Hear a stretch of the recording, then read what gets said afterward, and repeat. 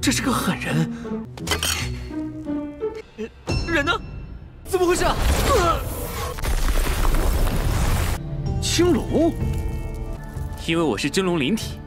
Halo guys, balik lagi bersama Mimin from Zero. Di video kali ini Mimin bakalan kembali melanjutkan alur cerita Donghua berjudul Hidden Sect Leader episode 25 ya. Seperti biasa, sebelum masuk ke rekap ceritanya, buat kalian yang menonton video ini tapi belum subscribe, tolong di subscribe dulu ya guys. Dan jangan lupa nyalain lonceng biar nggak ketinggalan update terbaru dari channel From Zero. Playlist untuk Donghua ini juga udah tersedia bagi kalian-kalian yang baru aja bergabung dan belum nonton episode sebelumnya ya. Ya udah deh, nggak usah berlama-lama lagi, langsung saja kita ke rekap ceritanya guys.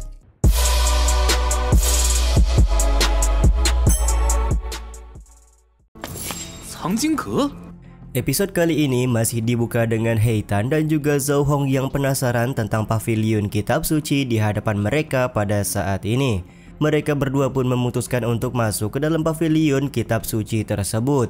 Sementara itu di Sekte Dao Immortal, Penatua Ge bertanya kenapa Bang Beichen tidak ikut bersama dengan Heitan dan juga Zhao Hong. Semua itu karena Penatua Ge khawatir kalau mereka berdua dalam keadaan bahaya sekarang ini. Dengan gayanya yang cool, Bang Beichen berkata Heitan dan Zhao Hong hanya masuk ke dalam alam rahasia Tian Yuan saja, jadi tidak ada yang perlu dikhawatirkan.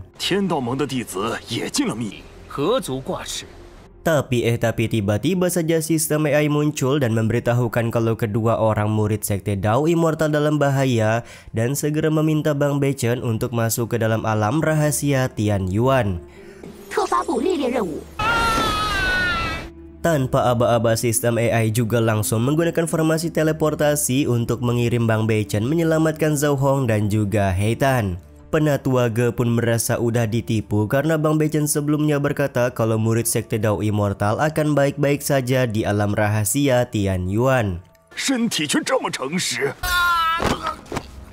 Setibanya di alam rahasia Tian Yuan, Bang Beichen langsung marah-marah kepada sistem AI, tapi sistem AI di sini memberitahu kalau Bang Beichen berhasil menyelesaikan tugas untuk menyelamatkan kedua orang muridnya, maka dia akan memberi hadiah berupa 2 buah kartu pukulan sekali serangan.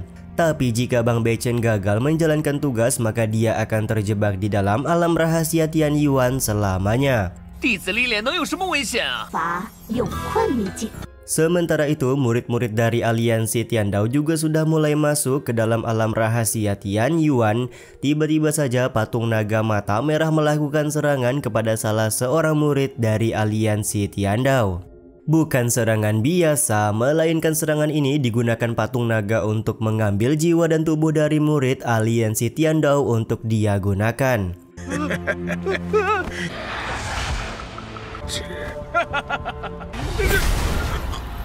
Baru saja terbebas dari belenggu segel patung naga, tiba-tiba saja Su Qingyun datang sembari menusukkan pedangnya ke badan jiwa naga. Su Qingyun melakukan hal ini karena dia masih menyimpan dendam kepada semua orang yang berhubungan dengan aliansi Tian Dao. Tapi ya begitulah, Su Qingyun tidak tahu kalau murid aliansi Tian Dao yang dia bunuh sebenarnya sudah dikendalikan oleh jiwa patung naga. Sementara itu di saat yang sama, Bang Beichen sudah berjalan-jalan untuk menemukan keberadaan dari Heitan dan juga Zhao Hong. Secara kebetulan lokasi Bang MC kita ini berdekatan dengan lokasi Su Qingyun ketika membunuh murid aliansi Tian Dao.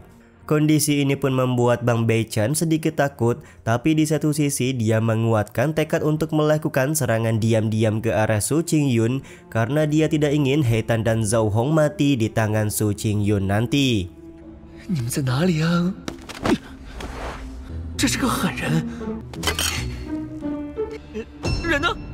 Tapi ketika hendak mengayunkan pedang, Su Qingyun sudah pergi entah kemana. Sementara itu di tempat lain, tepatnya di pavilion kitab suci, Heitan dan Zhao Hong sudah masuk ke dalam pavilion dan tidak menemukan apapun di dalam pavilion tersebut. Tiba-tiba saja ada sebuah bola cahaya yang berbicara kepada mereka berdua. Bola cahaya ini menawarkan beberapa keterampilan kepada Heitan dan juga Zhao Hong. Tapi ya begitulah, dengan seketika Zhou Hong dan juga He Tan meninggalkan paviliun kitab suci karena mereka berdua cukup kecewa. 寻找机遇，地阶功法也好意思拿出来？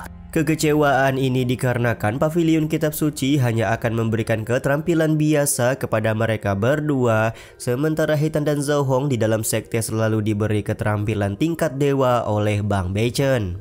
骗人还这么抠门！ Jadi ya ngapain jauh-jauh datang ke alam rahasia Tian Yuan kalau cuma dapat keterampilan biasa ya.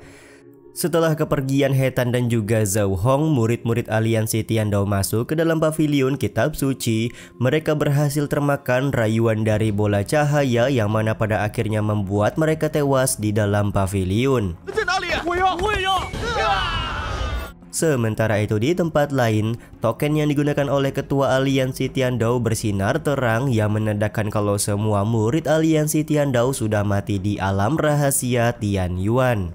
Ketua aliansi pun segera meminta muridnya yang lain untuk segera masuk ke dalam alam rahasia Tian Yuan guna mengetahui apa yang sebenarnya sudah terjadi. Kembali lagi ke alam rahasia Tian Yuan, He Tan dan Zhou Hong merasa kalau mereka sedang diawasi oleh beberapa orang. Untuk itulah kedepannya mereka berdua harus lebih berhati-hati. Tiba-tiba saja esensi naga ilahi yang ada di dalam tubuh Zhou Hong keluar dan masuk ke dalam sebuah telur besar di hadapan mereka, dan dengan sekejap telur besar tersebut menetas mengeluarkan anak naga.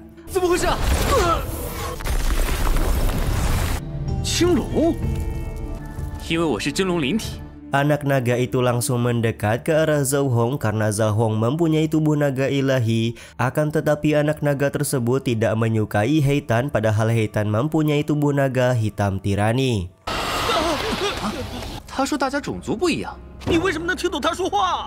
Anak naga tersebut berbicara kepada Zhou Hong kalau setiap orang berbeda-beda dan saat ini hanya tubuh naga ilahi Zhou Hong saja yang cocok untuk anak naga. Anak naga juga memberitahu kalau tempat ini adalah rumah bagi dirinya. Di saat yang sama, Bang Beichen masih terus mencari keberadaan dari He Tan dan juga Zhou Hong. Di tengah jalan, Bang MC melihat ada seorang murid dari aliansi Tian Dao meminta tolong karena dia sedang terjebak di dalam sumur. Karena murid ini berasal dari aliansi Tian Dao, jadi tentu saja Bang Beichen enggan untuk menolong. Tapi si murid terus berkeras kalau dia bukanlah murid dari aliansi Tian Dao, melainkan dia hanya dipinjam sementara oleh aliansi Tian Dao. Murid ini pun kemudian jujur kalau dia sebenarnya berada di bawah kepemimpinan Raja Surgawi dari klan Surgawi.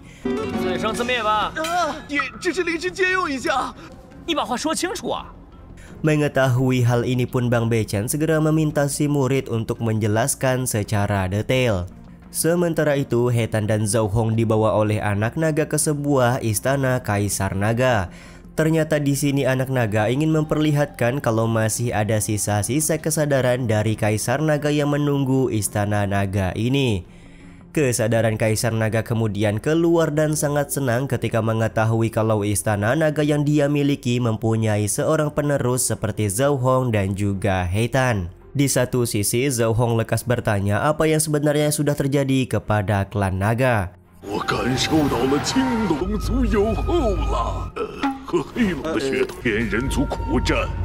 Kaisar Naga pun menjelaskan pada saat itu terjadi sebuah perang antara klan naga melawan klan surgawi. Karena klan naga sedang dalam keadaan terpojok, jadi mereka mengumpulkan semua kekuatan untuk membuat sebuah formasi larangan guna mengalahkan klan surgawi. Hasil dari formasi larangan tersebut adalah klan naga juga ikut punah, sementara klan surgawi yang menyerang mereka juga ikut dikalahkan. Di saat yang sama, Bang Beichen sudah mendapatkan penjelasan dari murid aliansi Tian Dao kalau sebenarnya dia adalah murid dari klan surgawi. Murid klan surgawi ini berjanji akan memberikan sumber daya yang banyak kepada Bang Beichen jika pada saat ini Bang Beichen bersedia untuk membantunya keluar dari dalam sumur. 肯定不会就这么错过吧？ Bang Beichen sendiri bersedia menolong murid klan surgawi tersebut, tapi di luar nurul tangan yang diulurkan oleh Bang Beichen tidak bisa digapai oleh murid klan surgawi, dan begitulah pada akhirnya murid klan surgawi mati di dalam sumur. 这怪不了我。 Kembali kepada Zhou Hong dan juga Heitan, Kaisar Naga tidak menyangka kalau ada seseorang yang berhasil menyelamatkan dan akan menjadi pewaris klan naga yang dianggap sudah punah. 却不曾想一族又能吧？ Tiba-tiba saja datang beberapa orang yang berasal dari klan surgawi, dan pada saat ini mereka sedang menyamar menjadi murid dari aliansi Tiandao. Beberapa orang ini tidak akan membiarkan klan naga memiliki penerus seperti Zhou Hong dan juga Heitan, di mana kali ini mereka akan benar-benar membuat klan naga punah tidak bersisa. Karena pada saat ini Kaisar Naga yang muncul hanyalah sisa-sisa kesadaran saja, maka murid-murid klan surgawi cukup percaya diri bisa menyelesaikan permasalahan antara klan naga dan juga klan surgawi yang sudah terjalin sejak lama. Momen ini pun digunakan oleh Kaisar Naga untuk memberikan kekuatan terakhirnya kepada anak naga untuk melawan murid-murid dari klan surgawi.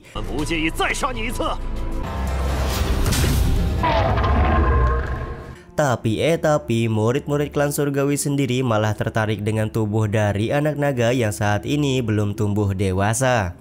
Tiba-tiba saja Su Qingyun menghampiri mereka semua ke dalam ruangan. Zhou Hong pun di sini bersiap menyerang Su Qingyun, akan tetapi Heitan memintanya untuk berhenti karena Su Qingyun pasti berada di pihak mereka. Benar saja Su Qingyun berkata kalau dia akan membantu Heitan dan juga Zhou Hong melawan murid-murid aliansi Tiandao. Ya begitulah, Su Qingyun belum tahu kalau murid-murid yang berada di hadapannya pada saat ini berasal dari klan surgawi.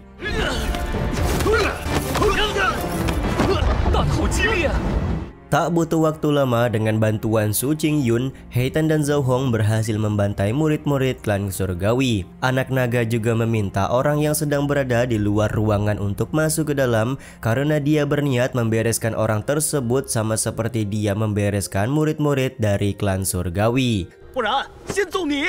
Tapi ternyata orang yang berada di luar ruangan adalah Bang Beichen yang sedari tadi sedang mencari-cari keberadaan dari Heitan dan juga Zhou Hong. Zhou Hong dan Heitan sendiri cukup kaget dengan kedatangan Bang Beichen. Mereka berdua pun bertanya bagaimana cara Bang Beichen bisa menyusul mereka ke alam rahasia Tian Yuan. Pertanyaan yang dilayangkan oleh Heitan dan juga Zhou Hong ini juga sekaligus menutup episode 25 kali ini ya guys. Ya udah deh, sampai di sini dulu aja video kali ini. Mohon maaf jika masih banyak kekurangan dan kesalahan dalam penyampaian kata-kata ya. Terima kasih untuk kalian yang udah pada nonton dan jangan lupa subscribe serta nyalain loncengnya ya guys. Mimin selaku penulis narasi, tukang voice over dan tukang edit video pamit undur diri. Salam hangat, see you in the next video. Bye bye guys, see you next week.